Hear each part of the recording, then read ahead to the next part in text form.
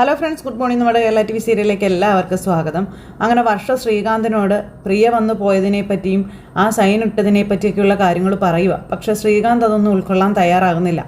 അപ്പോൾ ശ്രീകാന്ത് എല്ലാം കേട്ടിട്ടും ദേഷ്യമൊന്നും പെടാതെ അങ്ങനെ ഇരിക്കും. നീ എന്തൊന്നും മിണ്ടാത്തതെന്ന് വർഷ ചോദിച്ചു. നീ ഇപ്പോൾ പ്രഗ്നൻ്റ് ആയിട്ടിരിക്കുന്നത് കൊണ്ടാണ് നീ പറയുന്നതൊക്കെ ഞാൻ മൂളി മൂളി കേൾക്കുന്നത്, അല്ലാതെ ഇതിനകത്ത് വേറൊന്നുമില്ല. നീ ആവശ്യമില്ലാത്ത കാര്യങ്ങളൊന്നും ചിന്തിച്ച് കൂട്ടണ്ടെന്ന് ശ്രീകാന്ത് പറഞ്ഞു. ഞാൻ പ്രഗ്നൻ്റ് ആണെന്ന് നീ ഇടയ്ക്കിടയ്ക്ക് ഇങ്ങനെ പറയുന്നത് എന്തിനാ എന്ന് ചോദിച്ചുകൊണ്ട് വർഷ ദേഷ്യപ്പെടുക. ആവശ്യമില്ലാത്ത കാര്യങ്ങളൊന്നും ആലോചിച്ച് നീ ടെൻഷൻ അടിക്കാൻ നിൽക്കരുതെന്നും പറഞ്ഞുകൊണ്ട് ശ്രീകാന്ത് ഇങ്ങനെ പറയുക.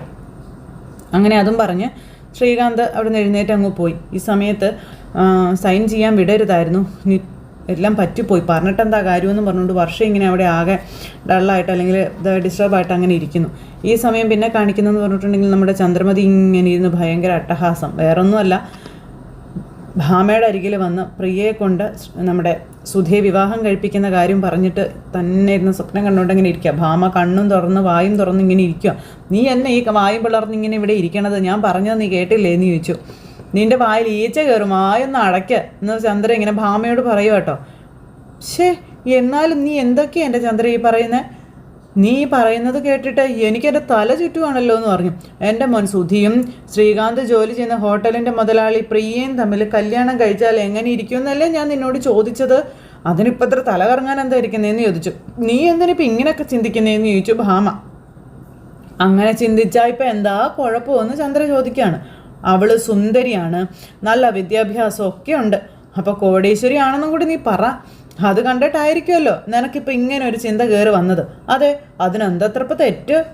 ശ്രുതി കല്യാണം കഴിച്ചവനാ, അവനൊരു ഭാര്യയുണ്ട്, അതൊക്കെ എന്താ നീ മറന്നുപോയോ എന്ന് ചോദിച്ചു. ശ്രുതി എങ്ങാനും ഇത് അറിഞ്ഞാലുണ്ടല്ലോ. അപ്പോൾ അറിയട്ടെ, അറിഞ്ഞാലിപ്പോൾ എന്താന്നേ, ഈ പ്രിയേ വീട്ടിൽ വന്നിരുന്നു, അപ്പോൾ സുധി അവിടെ ഉണ്ടാവുകയും ചെയ്തിരുന്നു. സുധിയിൽ അവൾക്കൊരു നോട്ടം ഉണ്ടോ എന്നെനിക്കൊരു സംശയം ഉണ്ടെന്ന് പറയുമ്പോൾ, പിന്നെ സംശയമല്ല, ശരിക്കും അവൾക്ക് നോട്ടം ഉണ്ടെന്നേ.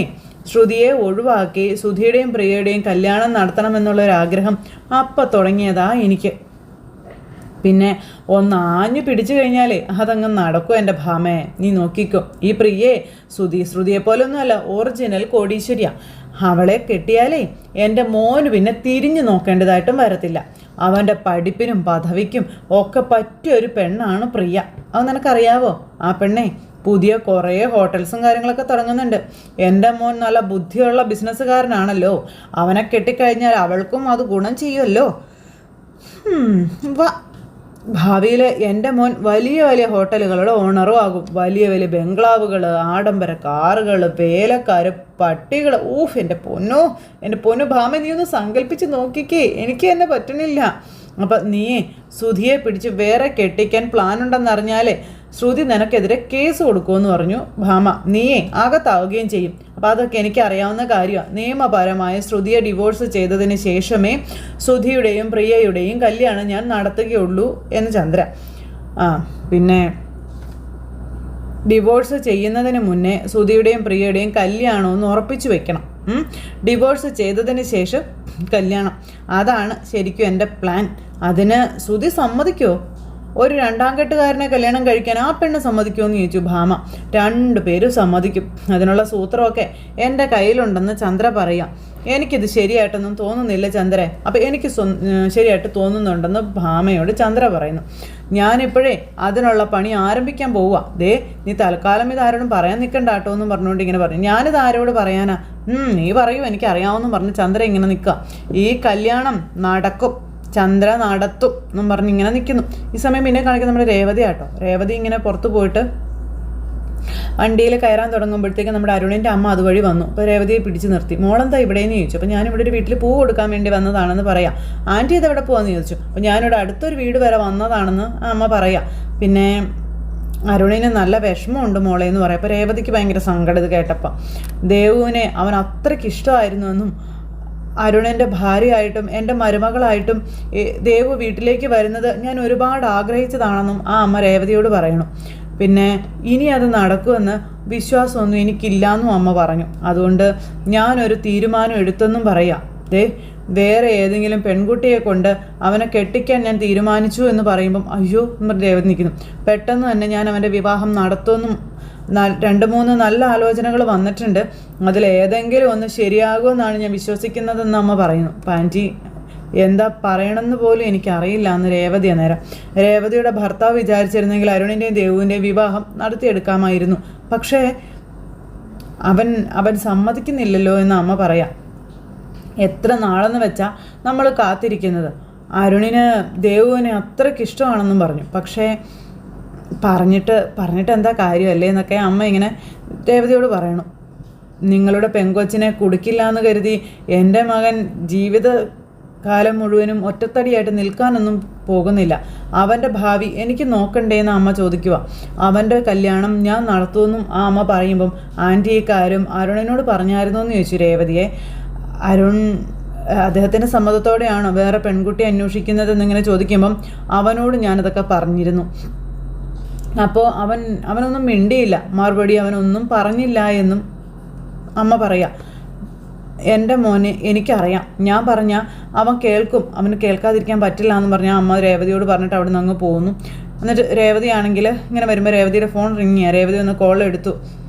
അപ്പോൾ സച്ചിയാണ് വിളിക്കുന്നത്. ഹലോ സച്ചിയേട്ടാ, നീ ഇതെവിടെയാണെന്ന് ചോദിച്ചു. ഞാനിവിടെ അമ്പലത്തിൽ പൂ കൊടുക്കാൻ വന്നതാ. പൂ കൊടുക്കാനായിട്ടോ? അപ്പോൾ നീ അവിടെ നിൽക്കുക, ഞാനിപ്പോൾ അങ്ങോട്ട് വരാമെന്ന് പറഞ്ഞു. അപ്പോൾ എന്താ സച്ചിയേട്ടാ കാര്യം? അത് ഞാൻ പറയാം, നേരിട്ട് പറയാവുന്നേ, നീ അവിടെ നിൽക്ക്. അപ്പോൾ അതും പറഞ്ഞുകൊണ്ട് ഇങ്ങനെ നിൽക്കുന്നു. അതിനുശേഷം പിന്നെ കൂടെ ഒരാളും കൂടി ഉണ്ട്. അപ്പോൾ നീ വന്ന് വണ്ടിയെ കയറടാന്ന് സച്ചി. അവൻ്റെ ഒരു സന്തോഷം കണ്ടില്ലേ എന്നൊക്കെ പറഞ്ഞുകൊണ്ട് അവനെ വിളിച്ച് വണ്ടിയെ കയറ്റി സച്ചി ഇങ്ങനെ രേവതിയുടെ അടുത്തേക്ക് പോവുക. ഈ സമയം ചന്ദ്രമതിയും ഭാമയും കൂടെ പ്രിയയെ കാണാൻ പോവുക കേട്ടോ. അപ്പോൾ അവിടെ ചെന്ന് ഹോട്ടലൊക്കെ കണ്ടു കഴിഞ്ഞപ്പോഴത്തേക്കും ചന്ദ്രയുടെ കണ്ണങ്ങ് മഞ്ഞളിച്ചു. അപ്പോൾ നിൻ്റെ മനസ്സിലിരിപ്പ് ശ്രുതി അറിഞ്ഞാൽ പ്രശ്നമാവില്ലേ? അപ്പോൾ അവളതിങ്ങനെ അറിയാനാ? ഇത് നമ്മൾ രണ്ടുപേർക്കും അല്ലേ അറിയുള്ളൂ, ശ്രുതിക്ക് പോലും അറിയില്ലല്ലോ എന്നൊക്കെ പറയട്ടോ. നീ ആട്ടെ അവളോട് പറയാതിരുന്നാൽ മതി എന്നൊക്കെ പറയുമ്പോൾ ഞാൻ അങ്ങനെ പറയും എൻ്റെ ചന്ദ്രേ. അല്ലെങ്കിലും ഇതൊക്കെ ശരിയാണോ നീ കാട്ടിക്കൂട്ടണേ? അപ്പോൾ ശരിയാണ്, നീ ഇങ്ങ് വന്നേ, നമുക്ക് അവിടെ എവിടെയെങ്കിലും ഇരിക്കാം എന്നും പറഞ്ഞുകൊണ്ട് ഇങ്ങനെ പറയാം. അപ്പോൾ അതെല്ലാം പറഞ്ഞ് ആ ഒരു കാര്യങ്ങളെല്ലാം സംസാരിച്ചുകൊണ്ടിരിക്കുന്നു. ദൈവേ ഇന്ന ചെക്കനെ ഇന്ന പെണ്ണെന്ന് പറഞ്ഞ് എഴുതി വെച്ചിട്ടുണ്ട്. എന്നാൽ ചില മനുഷ്യരോ അവരെടുത്ത് ചാടി അവർക്ക് ഇഷ്ടമുള്ള ആളെ കണ്ടുപിടിക്കും, എന്നിട്ട് അവർ കല്യാണം കഴിക്കും. അങ്ങനെയാ ആ പാർലറുകാരി എൻ്റെ മോൻ്റെ തലയിലായതെന്നൊക്കെ ചന്ദ്ര ഇന്ന് ഭാമയോട് പറയാം കേട്ടോ. ഞാനാ ശരിക്കും തെറ്റ് ചെയ്തേ. ഇപ്പോൾ ഞാൻ തന്നെ ആ ചെയ്ത തെറ്റ് തിരുത്താൻ പോവുകയാണെന്ന് പറഞ്ഞുകൊണ്ട് ചന്ദ്രമതി ഭാമയോട് ഇരുന്നിങ്ങനെ പറയുക. ആ സമയത്ത് നമ്മുടെ ചന്ദ്രയുടെയും ഭാമയുടെ അടുത്തേക്ക് അവിടുത്തെ ജോലിക്കാരൻ വന്ന് എന്താ കഴിക്കാൻ വേണ്ടതെന്നും ചോദിച്ചു. ആ സമയത്ത് എനിക്ക് ഇവിടുത്തെ മേഡത്തിനെ ഒന്ന് കാണണമെന്ന് പറഞ്ഞു. വരും മേഡാകത്തുണ്ടെന്ന് പറഞ്ഞുകൊണ്ട് പ്രിയയുടെ അടുത്തേക്ക് അവർ കൊണ്ടുവന്നു. പ്രിയ കൊണ്ടുവന്ന് കാണിക്കുക. അപ്പോൾ പ്രിയ ആണെന്നുണ്ടെങ്കിൽ അവിടെ നിന്ന് എന്തൊക്കെയോ ഫയലും കാര്യങ്ങളൊക്കെ നോക്കിക്കൊണ്ടിരിക്കുക, ഭയങ്കര സ്റ്റൈലിഷായിട്ട്. ആ സമയത്ത് ഭാമയോട് ചോദിക്കുക ചന്ദ്ര, എങ്ങനെയുണ്ട്, സുന്ദരി അല്ലേന്ന്? സുന്ദരി തന്നെ, നീ വാ എന്നും പറഞ്ഞിട്ട് ചന്ദ്ര എന്നിട്ട് ഭാമയും കൂട്ടിക്കൊണ്ട് പോവാം. മോളെ എന്നും പറഞ്ഞ് വിളിച്ച് ചെന്നു. ആൻറ്റി മോൾക്ക് സുഖമല്ലേ? ആ സുഖമാണല്ലോ ആൻറ്റി. ചന്ദ്രയോട് ഇരിക്കാൻ പറഞ്ഞു. അപ്പോൾ ചന്ദ്ര ഇരുന്നു. ഇത് ഭാമ, ചെറുപ്പം തൊട്ടുള്ള എൻ്റെ കൂട്ടുകാരിയാണെന്ന് പറഞ്ഞു. അപ്പോൾ ഹായ് ആൻറ്റി. അതെ, ഞാൻ പ്രിയയെക്കുറിച്ച് ഭാമയോട് പറഞ്ഞിട്ടില്ലേന്ന് ചോദിച്ചു. ആ ഉണ്ട്. എന്നെക്കുറിച്ച് എന്താ ആൻറ്റി പറഞ്ഞ്? വലിയ പണക്കാരിയാണെന്ന് പറഞ്ഞു എന്ന് ഭാമ. അപ്പോൾ എന്നും പറഞ്ഞുകൊണ്ട് നമ്മുടെ പ്രിയ ഇരുന്ന് ചിരിക്കുക. അപ്പോഴത്തേക്കും ചന്ദ്ര ഇങ്ങനെ ഭാമയെ തുറിച്ച് നോക്കുക കേട്ടോ. അപ്പോൾ വേറെയും കുറേ റെസ്റ്റോറൻറ്റുകൾ തുറക്കുന്നുണ്ടല്ലേ, ശ്രീകാന്തിനെ വർക്കിംഗ് പാർട്ട്ണറാക്കുന്ന കാര്യം പറഞ്ഞിരുന്നു എന്ന് ഭാമ അന്നേരം പറയാം. രണ്ടുപേരും എന്താ വന്നേ, ഫുഡ് കഴിക്കാൻ വേണ്ടി വന്നാണോ എന്ന് ചോദിച്ചപ്പം ഇവിടെ അടുത്തൊരാവശ്യത്തിന് വേണ്ടി വന്നതാ. അപ്പം മോളെ ശ്രീകാന്തിനെ കണ്ടിട്ട് പോകാമെന്ന് കരുതിയെന്ന് പറഞ്ഞു. അന്നേരം ശ്രീകാന്ത് ഇന്ന് ലീവാണല്ലോ. അയ്യോ ലീവോ? എന്നിട്ട് ഞാൻ അറിഞ്ഞില്ലല്ലോ എന്ന് ഭാമ. ചന്ദ്ര ചെറിയ പ്രായത്തിൽ തന്നെ വലിയ ബിസിനസ്സുകാരി ആയില്ലേ എന്നൊക്കെ ചോദിച്ച് നിന്നങ്ങ് തട്ടി വിടുവാണ്. ആ പെണ്ണിനെ സോപ്പിടാൻ വേണ്ടി ഭയങ്കരമായിട്ട് സംസാരിക്കുക. അപ്പോൾ എൻ്റെ മോന് വിവാഹം ആലോചിക്കാനൊക്കെ തുടങ്ങി, അങ്ങനെയൊക്കെയുള്ള കാര്യങ്ങളൊക്കെ ഇങ്ങനെ പറയുക കേട്ടോ. അപ്പോൾ അങ്ങനെ പോയപ്പോൾ ആദ്യം എൻ്റെ മനസ്സിൽ വന്ന മുഖേ മോളുടെ ആണെന്ന് പറഞ്ഞു. അപ്പം ഞാനോ? അതേന്നേ നോക്കുക പ്രിയ. അപ്പം മോൾക്ക് ചേരുന്ന പയ്യനാ ആൻറ്റി, എനിക്കിപ്പോൾ വിവാഹം കഴിക്കാൻ താല്പര്യമില്ല എന്ന് പ്രിയ. ബിസിനസ്സിൽ കോൺസെൻട്രേറ്റ് ചെയ്യണം, അതാണ് എൻ്റെ താല്പര്യമെന്നും പറഞ്ഞു. അത് വേണമെങ്കിൽ കല്യാണം കഴിഞ്ഞാലും ചെയ്യാലോ മോളെ, അതിനിപ്പോൾ എന്താ കുഴപ്പം? ഞാനീ പറഞ്ഞ പയ്യനെ നല്ല വിദ്യാഭ്യാസമുള്ള പയ്യനാ, സൽ സ്വഭാവിയാണെന്നൊക്കെ പറഞ്ഞ് തട്ടി വിടുവാണ്. അങ്ങനെ നമ്മുടെ പ്രിയയായിട്ട് സംസാരിക്കുമ്പോൾ പ്രിയ ഇവർക്ക് കുടിക്കാൻ എന്തെങ്കിലും എടുത്തുകൊണ്ട് വരാനായിട്ട് അവിടുത്തെ ജോലിക്കാരോട് പറഞ്ഞു. അതിനുശേഷം ചന്ദ്രമതി ഇരുന്ന് ഇങ്ങനെ ആവശ്യമില്ലാതെ ഓരോന്നിരുന്ന് ചെറവറാന്ന് സംസാരിച്ചുകൊണ്ടിരിക്കാം. ആ സമയത്ത് ഒരു കോള് വന്നപ്പോഴത്തേക്കും നമ്മുടെ പ്രിയ അവിടെ നിന്ന് എഴുന്നേറ്റ് പോയി. എങ്ങനെയെങ്കിലും സുധിയെയും പ്രിയയും തമ്മിൽ ഒന്നാക്കണം എന്നും പറഞ്ഞുകൊണ്ട് ചന്ദ്ര ഇങ്ങനെ അവിടെ ഇരിക്കുക. ഭയങ്കര ചേർച്ച അവർ തമ്മിൽ എന്നും പറഞ്ഞുകൊണ്ട്. പിന്നെ കാണിക്കുന്ന രേവതി ആട്ടോ. രേവതി ഇങ്ങനെ അവിടെ നിൽക്കുന്നു. അപ്പോഴത്തേക്കും രേവതിയുടെ അരികിലേക്ക് സച്ചി ഒരു ചെറുപ്പക്കാരനെയും കൂട്ടിക്കൊണ്ട് ചെല്ലുന്നു. ആ ചെറുപ്പക്കാരൻ രേവതിയോട് നമസ്കാരമൊക്കെ പറയാം. നമസ്കാരം രേവതി, ഇത് വിനീത്, എൻ്റെ ഒരു ഫ്രണ്ടിൻ്റെ ഫ്രണ്ടാ, ഡ്രൈവറായിരുന്നു, ഇപ്പോൾ ഒരു ട്രാവൽ ഏജൻസി നടത്തുക, പിന്നെ സ്വന്തമായിട്ട് 7 വാഹനങ്ങളൊക്കെ ഉണ്ടെന്ന കാര്യങ്ങളൊക്കെ ഇങ്ങനെ പറയാം സച്ചി.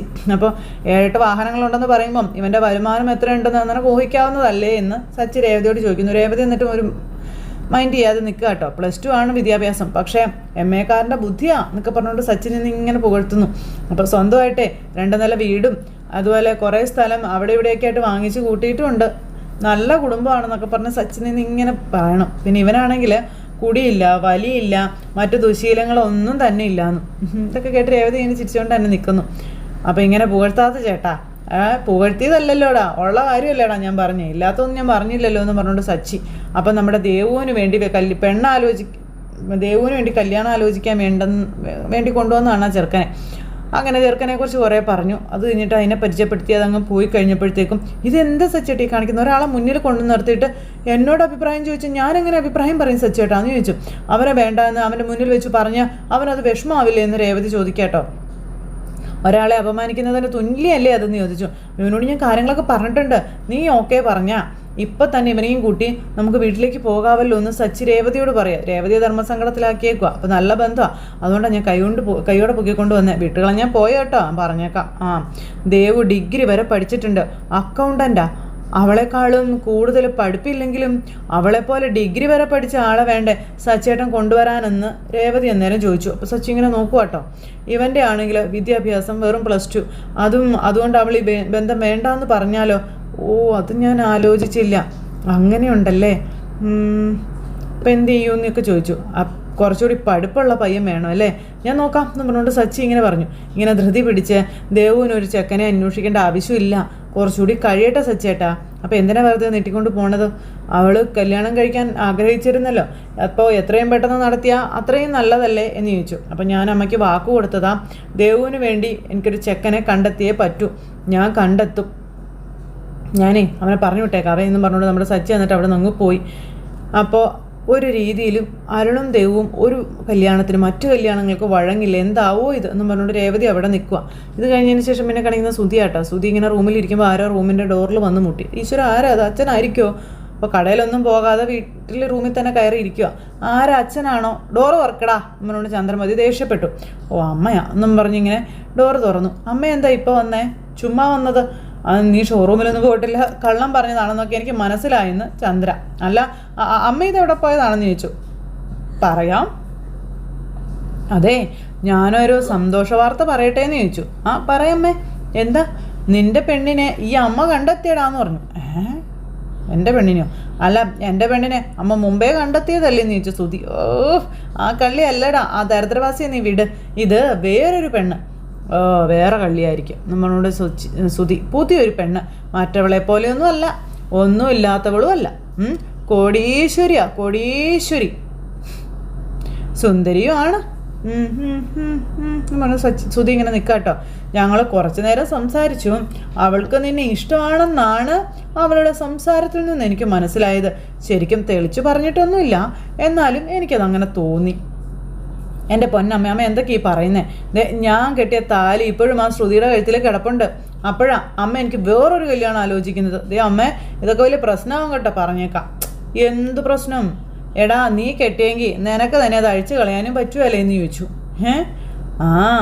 ഇതൊന്നും ഇപ്പം വലിയ കാര്യമൊന്നും അല്ല എൻ്റെ പൊന്നുമോനെ, മനസ്സിലായോ? ആ പെണ്ണിനെ കെട്ടുന്നതോടെ നിന്റെ തലവര തന്നെ തെളിയും. ആ കള്ളി കോടീശ്വരിയാണെന്നും പറഞ്ഞ് നമ്മളെ പറ്റിച്ചു.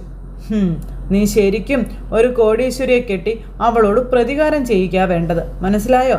അവൾ വന്നതോടെയാണ് നിന്റെ ജീവിതം മാറി മറിഞ്ഞത്. അവളെ കെട്ടിയത് കൊണ്ട് നീ രക്ഷപ്പെട്ടു, നിനക്ക് വേറെ പെണ്ണിനെ കിട്ടില്ല എന്നൊക്കെ അവൾ പറഞ്ഞത് നീ മറന്നു കാണത്തില്ലല്ലോ.